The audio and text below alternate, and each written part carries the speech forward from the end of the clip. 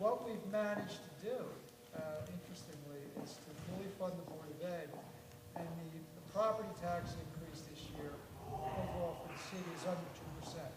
In fact, two of the five districts, property taxes in the coming fiscal year are going to be a little lower than they currently are.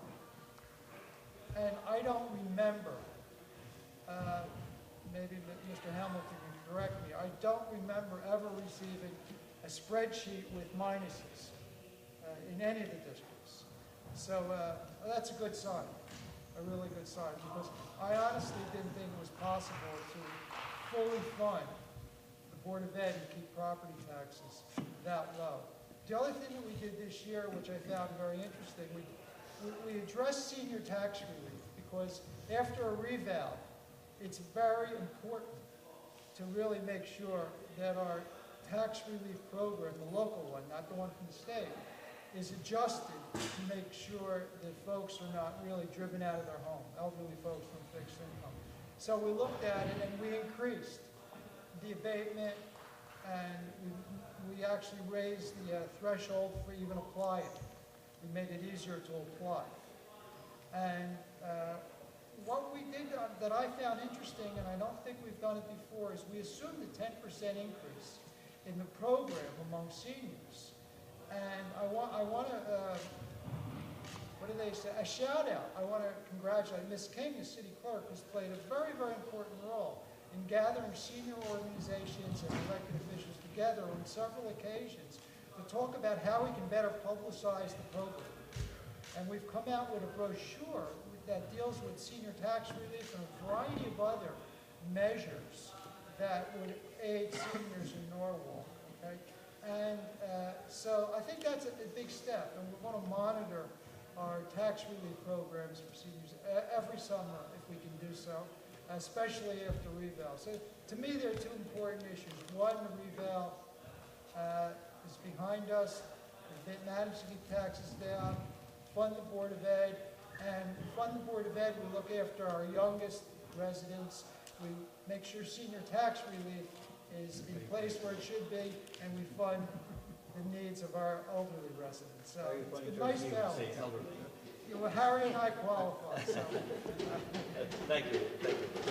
And yeah, it's really important that we put together that budget, and I give a lot of the credit to the department heads that are here, because as I've stated, there have been contract negotiations which called for salary increases pretty much across the board.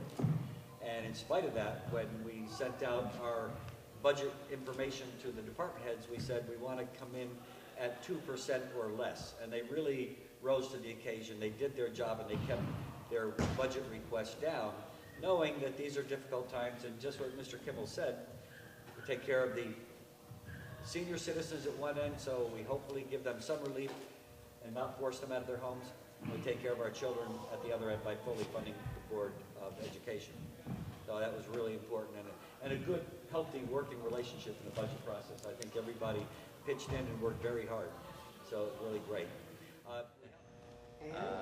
Yeah, the biggest state grant that is provided to municipalities is something known as the Education Cost Sharing Grant, which funds education expenditures, and that particular grant is allocated to Connecticut's 169 municipalities based on a formula, and that formula relies very heavily on the equalized net grand list per capita, which is essentially the value of all the property in the city divided by the population.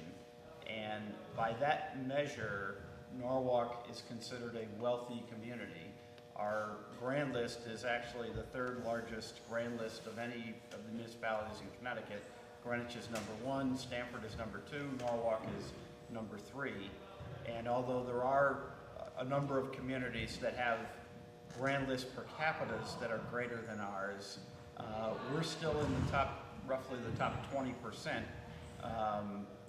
statewide. And because of that position, we get very little ECS money. We get about $10 million of funds that support our general fund budget from the ECS program, and then the Board of Education gets another couple $1 million in something called the Alliance District Grant. But if you compare that to a number of other communities, well, for instance, our grant amounts to, I believe it's about, if I remember the number correctly, right, about $1,000 per student. $1,005. Okay, so just over $1,000. Just up the road, what, 20 miles away, Danbury gets $2,300 per capita. If you go to West Hartford, which is similar to Norwalk in terms of the size of the school district and so forth, they get about $2,200 or $2,300 per capita. And if you go to the bigger cities in Connecticut, Bridgeport or Hartford, New Haven, they're getting typically somewhere around $7,000 for each student. So that's the biggest reason. So we contribute a lot of money in income taxes and sales taxes to the state of Connecticut, and what we get back is a fraction of what we send up to Hartford. And that's pretty much the reason. Can I add one thing? That formula is used not only for our funding our public schools. That formula is used in school construction to determine how much we're reimbursed by the state. And if you're ever wondering, well, we keep renovating schools. Why don't we just build some new schools? Why keep renovating? The reimbursement rates are so low for Norwalk for new school reconstruction that would be an incredible burden on taxpayers. So this is really an issue that affects almost everything we're able to do is affected by this formula, and we're hoping that it's more than tweaked, that it's really changed. We thought a couple of years ago that the governor was pushing hard because he was Mayor of Stamford for a long time, and he was in a similar situation in Stamford that we have in Norwalk, and he did push for some reforms, but the legislature stopped that, undid about a year and a half's worth of work, and there hasn't been any major changes in that formula. And until there are, we are going to have to nickel and dime almost everything.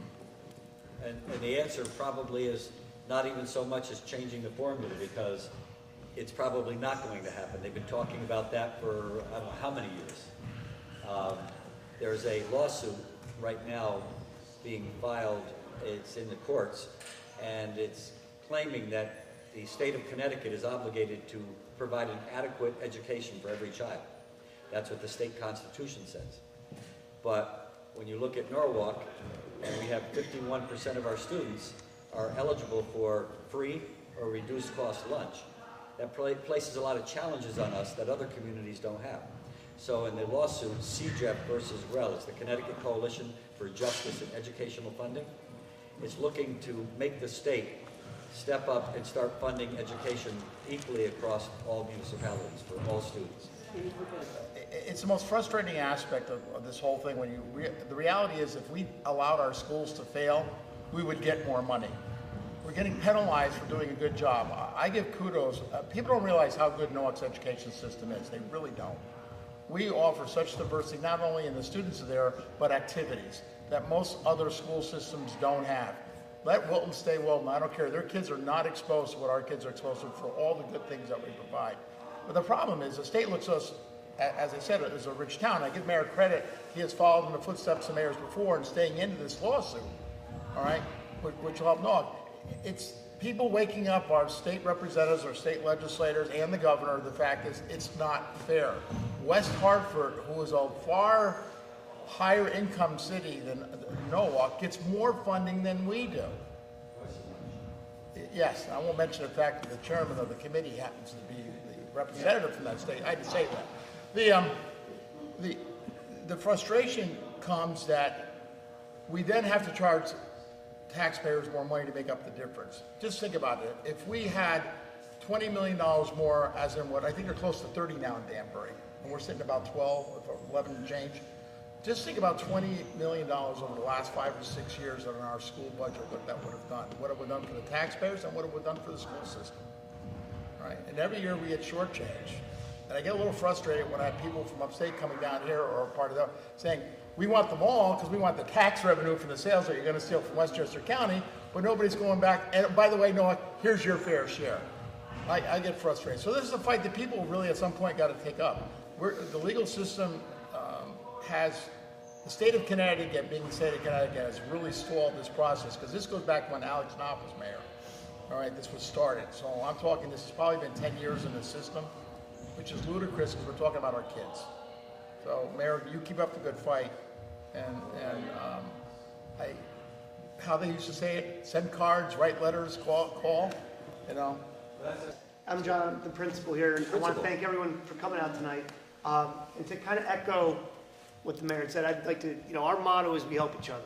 And I think I've been around Norwalk for 12 years. I just want to thank you. I've worked with many of the people here across the board, isolated, whether it be Board of Education, the fire and police have just been terrific from dealing with our emergencies, but also sending out guys to play basketball with the kids, Project Lean, the health department, go right across, playgrounds, getting permits, wonderful things. And I just want to thank you for what you've done. Our school has found great success working with some very challenging families and students and really capitalizing on the good and what they have. And I want to thank you because we wouldn't have been able to do it without all of your hard work. So whether it be the library or the police department, it is quite an opportunity to get the different departments together. And it's just a great community, but also a big thanks to you all. Thank you.